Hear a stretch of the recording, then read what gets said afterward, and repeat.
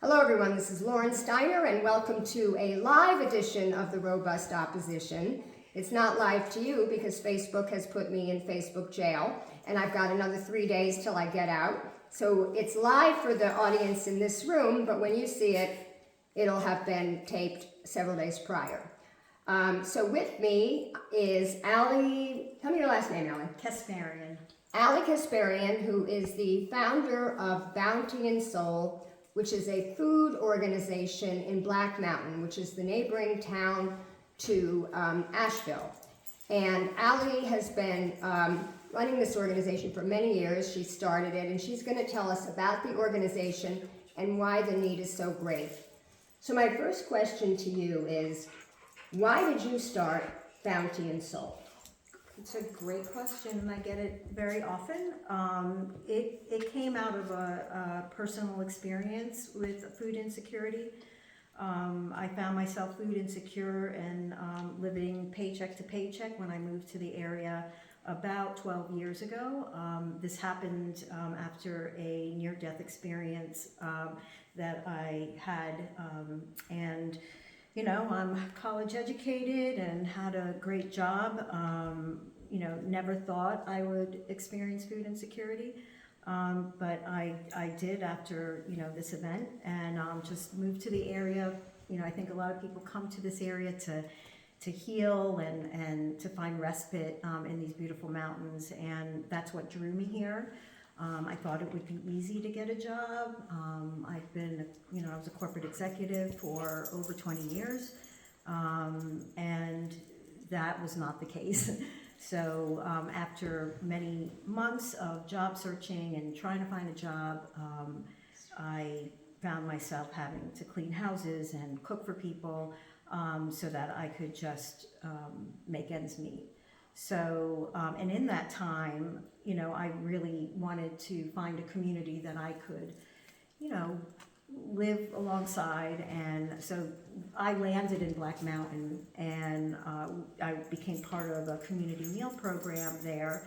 And as I was going there every week, I would sit around tables and talk to people that had experiences similar to mine, in that, you know, either it was a sudden loss of a job, a diagnosis, you know, working 3 jobs and still having a hard time affording food, or an experience that was sudden. So, and the same thing came up, was, you know, we really would love to eat fresh food, and we can't afford it. There are plenty of, you know, food pantries that give, you know, shelf-stable foods and canned foods, but, you know, what we all collectively talked about was, you know, the access to fresh local food. So it's near and dear to my heart, because I was one of those people that could not afford food. And I never had to. I was privileged enough through my life to not experience that. And with this experience and this situation, I found myself, you know, where I could not afford the food that I wanted to eat and that I knew would support my health. So yeah, it's personal for me, and I also bring the voice of community with me, because it is something that, you know, affects, you know, 1 in 5 households here in Western North Carolina, 1 in 3 children, 1 in 9 seniors. And like I said, it could be that person that's checking you out at the grocery store, it could be the waitress that's serving you a meal, it could be the person who your kids go to school with. You know, it's real, and we do see a growing rate of food insecurity, unfortunately. It's like this perfect socioeconomic storm, where we have, you know, the high cost of living and the wage equity of low wages, which creates people either paying for rent or buying food, and of course, then we're talking about being unhoused. So it is a real issue here. I see in the 10 years, Bounty and Soul will be 10 years next year. And just in these 10 years that I have been working alongside community, we have seen it, you know, just explode in a way that is, it's a little worrisome. Yeah, so we have a real case of advancing wealth and income inequality, and the top 1% takes it all, and the bottom 99% is really struggling. I mean, I was shocked to find out that 49% of Americans do not have $400 in the bank to pay for an unexpected expense. And 49% of Americans are one accident, illness, and job loss away from dire poverty. Right. So it's not just the people that you might think it is, you know, people who are already homeless, or people who are already drug addicts, or people who are indigent. It's could be anybody, as in your own case. So you started Bounty and Soul 12 years ago? Unofficially 12, and we incorporated in 2014. So it'll be 10 years that we've been incorporated next year. And how many people do you serve every year, from how wide of a geographic area? So I can't do the numbers in my head yearly, but we are serving about over 17,000 people a month. So do the math on that. And we serve a wide geographic area. So even though we're based in Black Mountain, we are serving multiple counties: Transylvania County, Henderson County, McDowell County. So people are coming from all over. They're figuring out how to, get their, pool their money together and come in a car full to come to one of our markets. Right now, our markets are operating in the Swannanoa Valley. And we're seeing 450 at each one of these markets each week. So thank goodness we operate in a large supermarket parking lot. So I don't know if anybody's been to Black Mountain, but there was an old Bilo. So if you come off of exit, I think that's 64. There's a Bilo parking lot, or Bilo supermarket, and that has that went out of business years ago. So we have been able to utilize that parking area to be able to accommodate the 400 plus people that come twice a week there. So, and when we, pre-pandemic, we were operating in 5 different locations at around 100 families per market. So when the pandemic hit, we had to really, pivot, which was the famous word of the year during COVID, but literally pivot our model, because our model is based on connections and community and being in person to learn together and eat together. So when the pandemic hit, we had to figure out, okay, well, we need to make pre-made boxes and get people through the line, and so we really had to change the model to serve the community and serve 3.5 times the amount of people. So we were shutting down the roads in Black Mountain during that time, and I got a call from the police chief, and he said, Allie, I love what you do, but we got to figure out something because you're backing up traffic down 40. So thank goodness we got into the parking lot at the old Bilo, when we're still there serving that many people, even post-pandemic. Yeah, and it's also known that after the pandemic, money ran out. There was a lot of ARPA money that you had access to, and a lot of that money is drying up. So the Citizen Times did a whole article about how the need has increased and yet the funding has gone down. Where do you get your funding from, and also where do you get your food from? Yeah, well, I'll address the first one because I always like to talk about the food. I'm a food person all my life. So the food comes from various locations. I'd like to say we operate in two different avenues. One is food waste. So 40% of all food is wasted in this country. And that includes food from grocery stores and also food that's growing on farms. And then we also work very intentionally with the local food system and making sure that we are investing in locally grown food. So that's where we get our food. So in the food rescue area, we rescue food from Whole Foods, Trader Joe's, Sam's Club. So food, like if you go into Whole Foods and you pick up, it could be a package of, all, fresh cut fruit. If you look at that expiration date, it is taken off the shelf at least a week before that expiration date comes. And then it usually goes into a landfill. So again, one of the highest percentages of what contributes to climate change is food waste, and it's usually fresh food.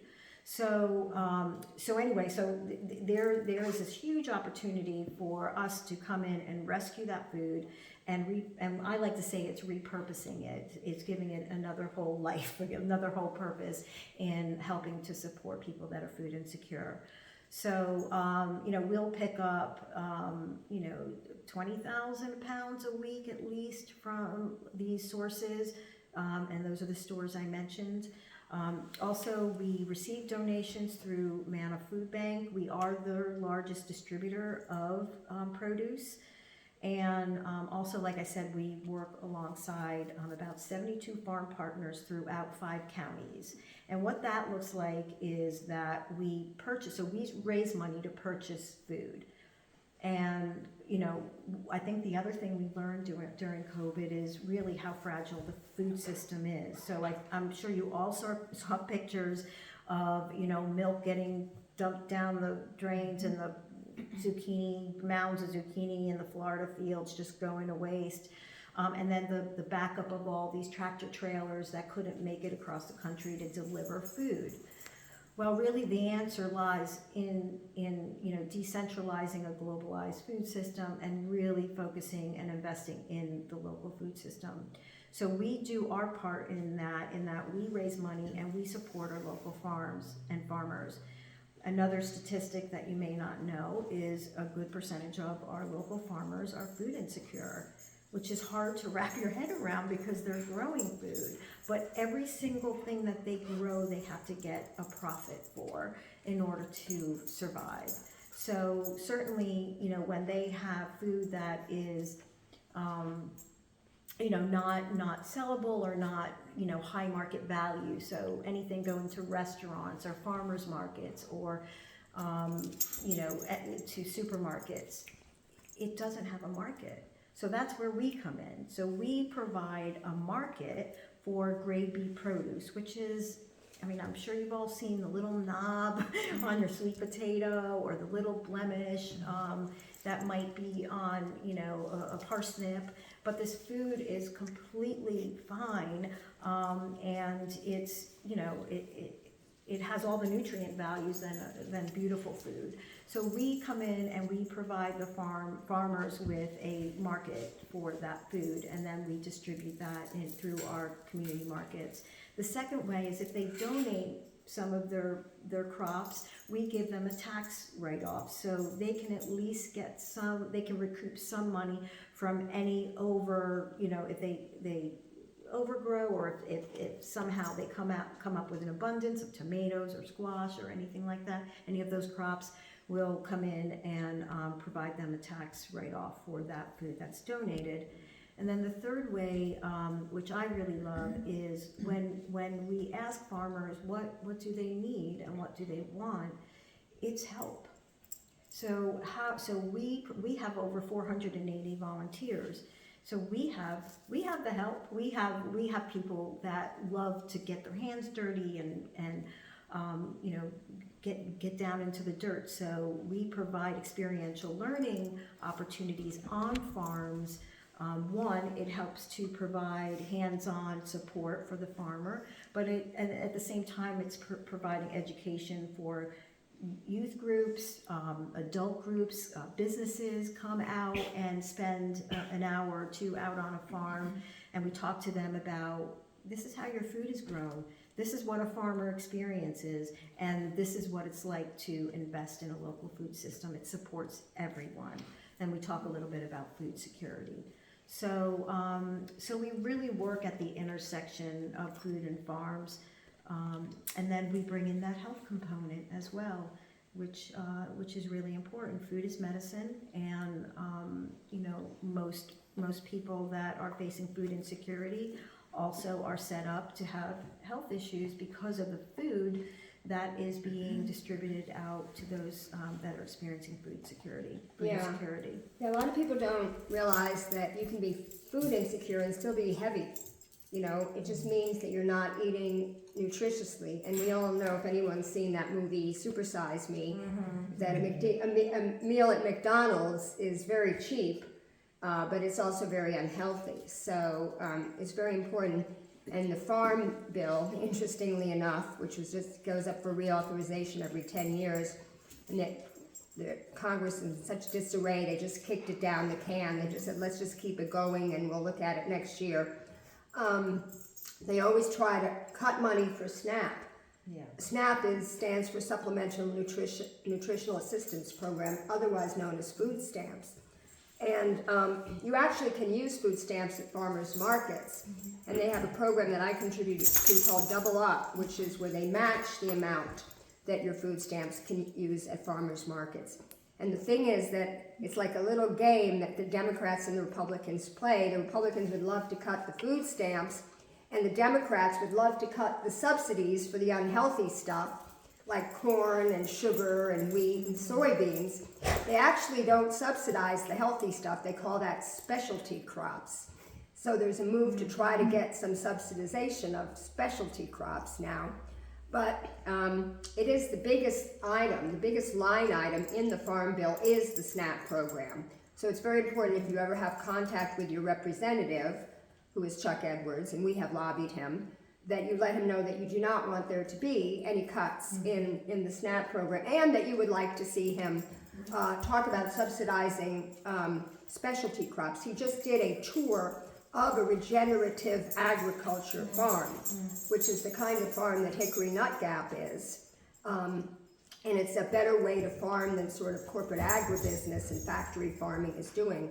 So the last question is about funding, because we would like as many people here and as many people watching to donate. Where do you get your funding from? You know, do you know the percentage between, say, government funding, private philanthropy, individual donors? Yeah, well, we're at that. We haven't received any federal money up until, you know, we've filled out many applications. And the one thing about federal money is that, one, you have to have the capacity to even write some of these applications. And the other part of federal funding is the reporting requirements are so, you know, so massive that it's almost like you know, you're set up to, you know, if you don't have the capacity to manage the dollars, then, you know, you're at risk of never receiving any federal money. So we are at that point now of being able to, you know, write some federal grants and build in some capacity to report on these. But it holds back a lot of like community-based organizations or grassroots organizations that are doing really good work, but don't really have that internal capacity to manage the funds. So I'll just say that it's not very easy to have federal dollars. So right now we are about 40% of grant funding, and that comes through state funds or county funds or foundation funds. And then, you know, about 50% is contributions. So that's, you know, we have a healthy donor base that contributes, believes in our mission, and contributes through private philanthropy and donations. And then a small percentage comes in through our fundraisers. We have a big one, a Farm to Fork event, every year. I invite you all to come to next year's Farm to Fork. It'll be a 10-year birthday bash. And it'll be, we engage with some of the top chefs in Asheville, and we bring in our farm partners. I do want to mention Root Cause Farm, which is right here in this beautiful area of Fairview. They have been a tremendous farm partner of ours. We bring some of those educational groups I was talking about. We come out to Root Cause Farm, and they have actually increased production so that some of the food that is grown there comes back to Bounty and Soul. And then in next year, we are in conversations about bringing a market in Fairview with community. We want to make sure that community wants this, but this area, is abundant in farms. It has been identified as a gap in service of food insecure folks that have limited access. So we are in conversations to hopefully keep the food in Fairview through this market. So And we're finally, excited about that. For people who want more information about you, who want to volunteer, or who want to donate, where can they find you? On the web, on social media? Yeah, all the things. We're on. We have a website, bountyandsoul.org. We are running an end of year match campaign. So we had a $50,000 match. We just had a donor come alongside and up it to $25,000, another $25,000 to match. So from now to the end of the year, we're matching dollar for dollar on that campaign.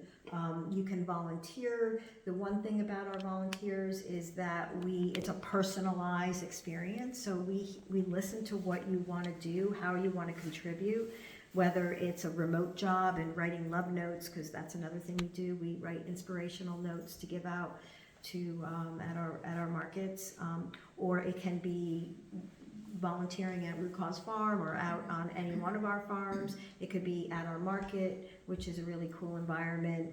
That's the one thing. Our markets are, we have music playing, it's set up like a farmer's market. It's a lot of fun. So we create a celebratory experience where we destigmatize food security. And one of your markets is for Latinos. Yes. So we have a market on Wednesdays that is run by the Latinx community.